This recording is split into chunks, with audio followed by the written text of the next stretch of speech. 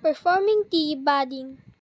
To perform this budding technique, you will need the following tools and materials: budding knife, grafting tape or any available plastic type, rootstock with a healthy bud stick, and another rootstock.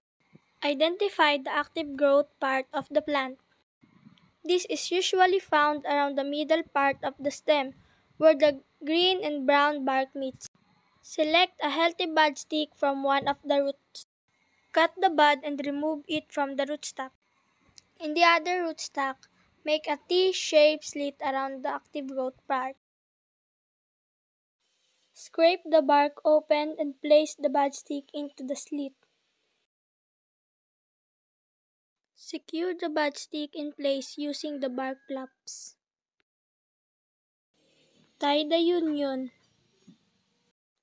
You can wrap the bud with a single layer of plastic to avoid water from coming in contact with the union. Cut the upper part of the rootstock. Remove the tie when the bud starts to swell.